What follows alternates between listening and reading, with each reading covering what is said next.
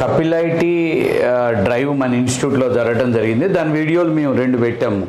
మొదట return test జరిగింది. Return టెస్ట్కి 52 స్టూడెంట్స్ మన స్టూడెంట్స్ అటెండ్ అయ్యారు. Kapil IT solutions written test మన ఇన్స్టిట్యూట్లో జరిగింది. ఆ 52 స్టూడెంట్స్ నుంచి 34 students are shortlisted for second round. Last వీడియోలో మేము ఆ 34 స్టూడెంట్స్ని సెకండ్ రౌండ్కి పంపించేటప్పుడు వీడియో చేయడం జరిగింది. అందులో ప్రతి ఒక్క స్టూడెంట్తో నేను 34లో 32 స్టూడెంట్స్ ఆ వీడియోలో ఉన్నారు, వాళ్ళు మాట్లాడటం జరిగింది. ఆ 34 స్టూడెంట్స్ టెక్నికల్ రౌండ్ని క్లియర్ చేసినాక ఫైనల్గా వాళ్ళు 5 పీపుల్కి ఆఫర్స్ ఇవ్వటం జరిగింది. ఆ 5 పీపుల్లో నెంబర్ 1 సౌజన్య, పవన్, మహేందర్ రెడ్డి, శ్యామ్ సుందర్, చంద్రాయుడు, ఈ 5 మందికి ఆఫర్స్ ఇవ్వటం జరిగింది. మౌనిక అనే ఒక స్టూడెంట్ని హోల్డ్లో పెట్టడం జరిగింది. ఈరోజు ఈ 5 మంది సౌజన్య డైరెక్ట్ కంపెనీకి వెళ్ళడం జరిగింది. సో ఈ 5 మంది స్టూడెంట్స్ ఇప్పుడు ఆన్బోర్డ్ అవుతున్నారు. Congratulations. Thank you sir. Okay, so 1 by 1 మాట్లాడతారు వాళ్ళ జస్ట్ ఎక్స్పీరియన్స్. పవన్ మాట్లాడు. నా పేరు పవన్. నేను టూ ఇంటర్వ్యూస్ అటెండ్ అయ్యాను. My name is Pavan. నేను 2 ఇంటర్వ్యూస్ అటెండ్ అయ్యాను. ఎప్పుడు పాస్ అయ్యావు? 2015లో పాస్ అయ్యాను. బీటెక్ పాస్డ్ అవుట్ అయ్యాను. 2 ఇంటర్వ్యూస్ అటెండ్ అయ్యాను. 2 ఇంటర్వ్యూస్లో కూడా 2017లో నా క్లాసెస్ కొద్ది రోజులు వచ్చి మళ్ళీ వెళ్ళి ఎంటెక్ చేసుకొని అంతే, తర్వాత వేరే ప్రిపరేషన్స్ అవన్నీ చేసుకొని మళ్ళీ లాస్ట్ ఎన్ని నెలలు బ్యాక్ వచ్చావు నా దగ్గరికి? ఒక 8 months 8 to 10 months బ్యాక్ మళ్ళీ వచ్చి, సార్ నేను మీ ఓల్డ్ స్టూడెంట్ని మళ్ళీ రీజాయిన్ అవుతానని చెప్పి వచ్చి అప్పుడు క్లాసెస్ విని పోయి, అంటే 2017 3+4 7 years బ్యాక్. తర్వాత పీజీ చేశాడు. పీజీ అయినాక ఏమైనా ప్రిపేర్ అయ్యావా? గవర్నమెంట్స్ ప్రిపేర్ అయ్యాడు. మళ్ళీ గుర్తుంచుకొని ఒక 8 to 10 months బ్యాక్ వచ్చి, సో అరౌండ్ 8 months ప్రిపరేషన్కే పట్టింది. లాస్ట్ 1-2 months నుంచి ఈజ్ అటెండింగ్ ఇంటర్వ్యూస్. ఇది ఎన్ని ఇంటర్వ్యూలు అటెండ్ అయ్యావు? Second interview sir. First interview ఇదే సార్, కపిల్ ఐటీనే సార్.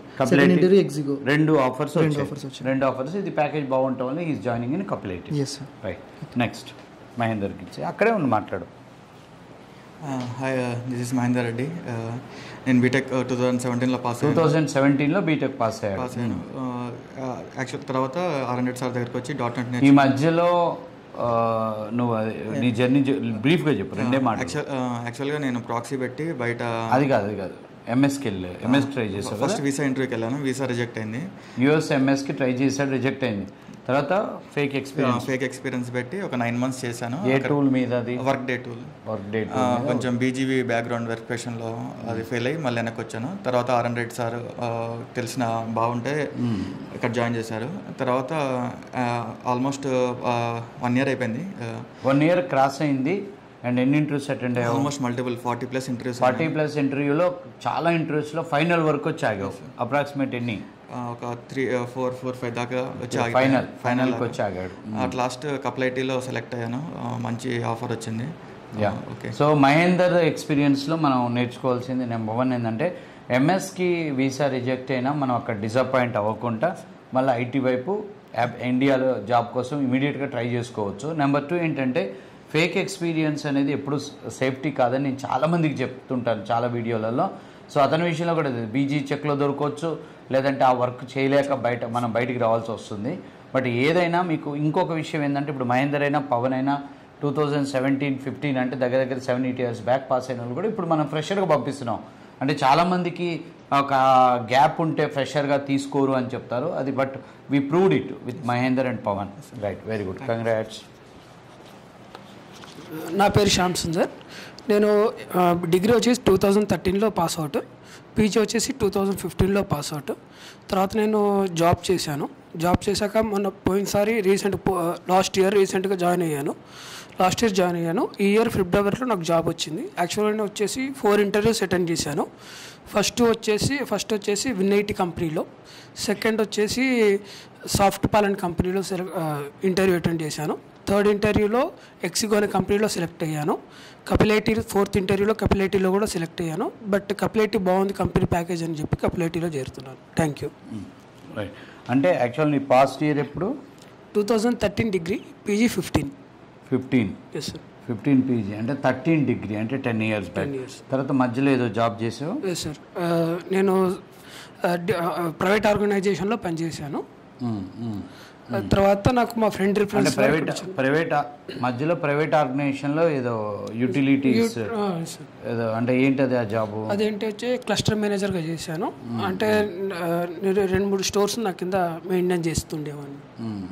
ఓకే, సరే. అంటే ఇతని ఎక్స్పీరియన్స్లో మనం అర్థం చేసుకోవాల్సింది ఏంటి అంటే, ఇతని ఎక్స్పీరియన్స్లో మనం అర్థం చేసుకోవాల్సింది అంటే 10 years గ్యాప్ ఉన్నా కానీ ఫ్రెషర్గా వచ్చాడు. నెంబర్ 2 ఏంటంటే, మనం డిగ్రీ ఏంటిది group? BSc stats computers, MSc computers, MSc mathematics. అంటే మనం చదువు అయిపోయిన తర్వాత జనరల్గా నాన్ టెక్నికల్ జాబ్స్ వైపు వెళ్తాం అప్పుడున్న అవసరాలను బట్టి. బట్ తర్వాత మళ్ళీ రియలైజ్ అయ్యి గ్రోత్ ఉంటుందని చెప్పేసి ఐటీ వైపు వచ్చాడు. అంటే ఎవరు అయినా కానీ డిగ్రీ కానీ పీజీ చేసిన తర్వాత కంప్యూటర్స్ కాకుండా నాన్ కంప్యూటర్స్ జాబ్లోకి వెళ్ళినా కానీ అక్కడ మీకు జాబ్ సాటిస్ఫాక్షన్ లేదు, జాబ్ గ్రోత్ లేదు అన్నా మీరు డెఫినెట్గా you can come to IT. మొత్తం నీ జర్నీ ఎన్ని రోజులు పట్టింది? 1 year పట్టింది సార్. February 11th జాయిన్ అయ్యాను. మళ్ళీ February 11th ఆఫర్ వచ్చేసి. Okay, very good, excellent, right. నా పేరు చంద్రాయుడు. నేను 2020లో బీటెక్ కంప్లీట్ చేశాను మెకానికల్. నేను ఆల్మోస్ట్ 8 months అయింది ఇక్కడ జాయిన్ అయ్యి. నేను ఆల్మోస్ట్ 4 to 5 ఇంటర్వ్యూస్ ఫైనల్ దాకా వెళ్ళాను. 8 interviews అటెండ్ చేశాను. దాంట్లో 4 to 5 ఇంటర్వ్యూస్ ఫైనల్ దాకా వెళ్ళాను. బట్ ఇప్పుడు కప్లేట్లో ఆఫర్ వచ్చింది. Yeah, so pass year 2020 sir mechanical. 2020 mechanical అంటే పెద్ద గ్యాప్ లేదు మనోడికి. Right, okay, good. All the very best and congratulations and hope for the best. Do hard work.